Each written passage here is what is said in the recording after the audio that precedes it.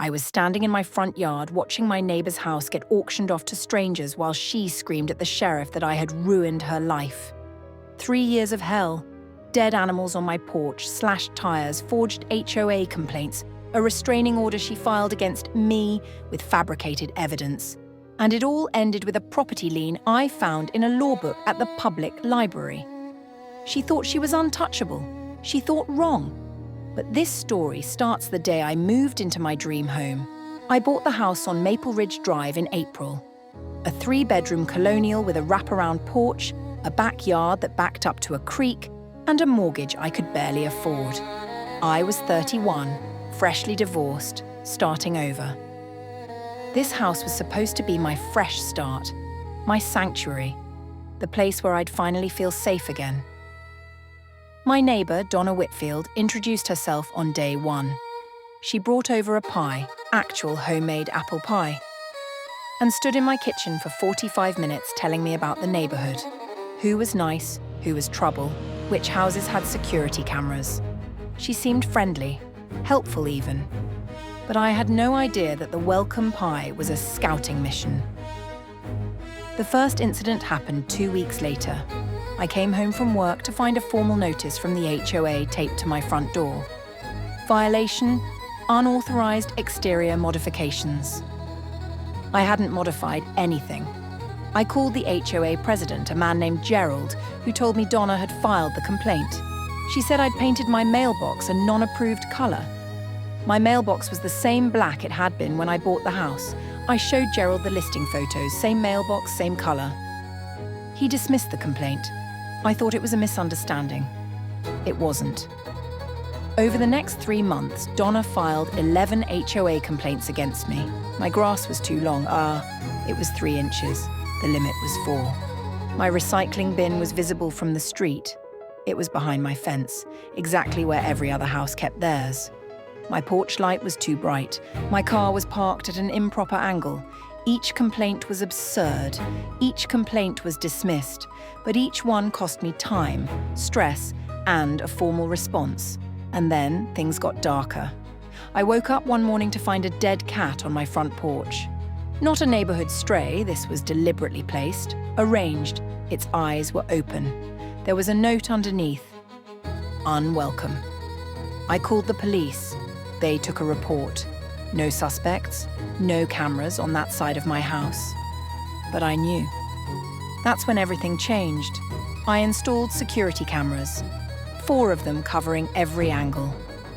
The HOA immediately received a complaint from Donna that my cameras were invasive surveillance equipment pointed at her property. They weren't. I showed Gerald the camera angles. All 4 pointed at my property. He dismissed it. 2 days later, my front 2 cameras were spray-painted black. At 3:47 a.m., my back camera, the one Donna didn't know about, caught a figure in a dark hoodie crossing from her yard to mine. The figure was Donna's height, Donna's build, and walked back to Donna's house. I took the footage to the police. They said it was insufficient for identification. The hoodie covered the face. They couldn't prove it was Donna. But what happened next? I still can't believe she went this far. Donna filed a restraining order against me.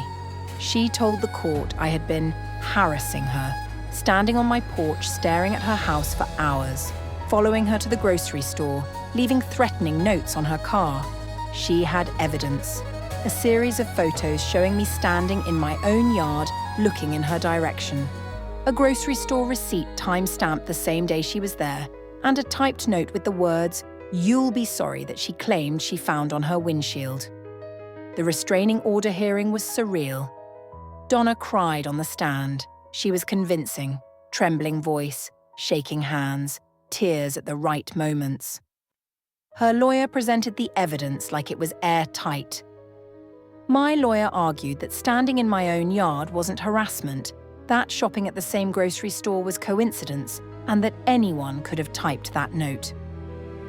The judge granted a temporary restraining order. I had to stay 200 feet from Donna at all times. We were neighbors. Our houses were 40 feet apart.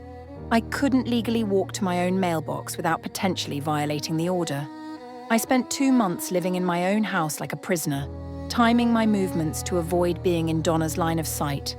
I parked on the opposite side of the street. I entered my house through the back door. I closed my blinds every evening at 5 p.m. because that's when Donna sat on her porch. If you're still with me, a quick like really helps. What I did next took 18 months, but it was worth every second. I went to the public library every Saturday. Not for books, for research. I read everything I could find about property law, HOA regulations, adverse possession, and nuisance complaints.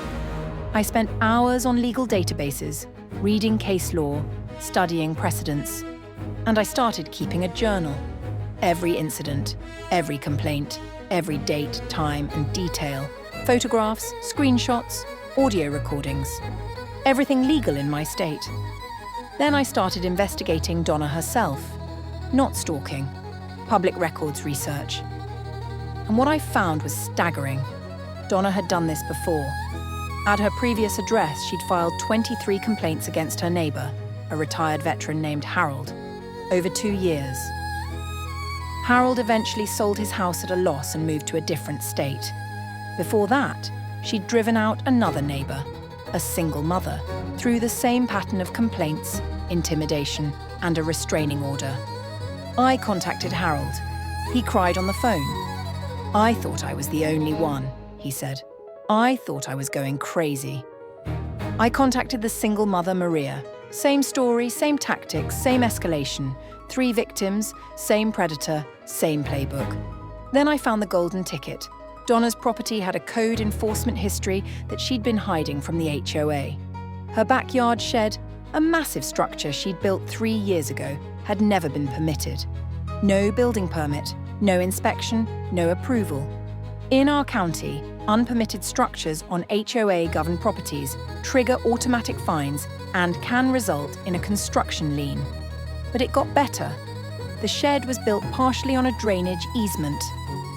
Our neighbourhood was built with underground storm drainage, and the easement ran through the back 15 feet of both our properties. Building on a drainage easement isn't just a code violation. It's a county infraction that can result in forced demolition and property liens. I filed a formal complaint with the county building inspector.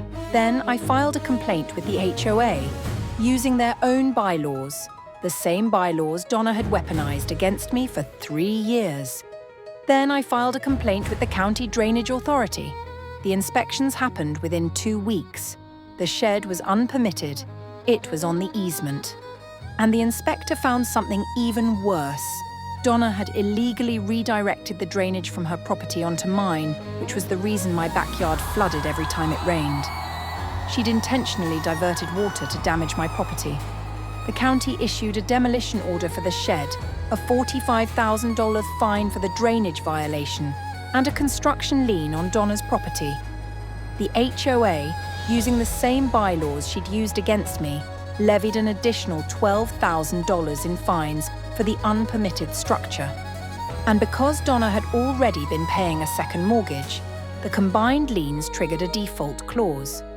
Donna couldn't pay. The liens converted to a forced sale. The restraining order hearing came back around the same time. This time, I had Harold and Maria as witnesses. I had 18 months of security footage showing Donna's harassment pattern. I had the dead cat incident, the spray-painted cameras, the fabricated complaints. The judge didn't just dismiss the restraining order, she issued one against Donna. And she referred the case to the district attorney for filing false police reports and perjury. Donna's house was auctioned on a Tuesday morning in October. I stood in my front yard, my beautiful wraparound porch, my creekside backyard, and watched strangers buy her house for $280,000, well below market value. The proceeds went to cover her liens and legal fees. She walked away with nothing. She screamed at me from across the street. "You did this, you destroyed my life." I said nothing. I just went inside and made myself a cup of tea. The new neighbours moved in a month later. A young couple with a golden retriever. They brought over cookies on their first day. Real cookies, not a scouting mission. Harold called me the week after the auction. "Thank you," he said. I wish I'd been brave enough to fight back. I told him the truth. I wasn't brave. I was just stubborn. And I had a library card. If this story had you rooting for me, hit subscribe and drop a comment. Have you ever had a nightmare neighbor? I read every single one.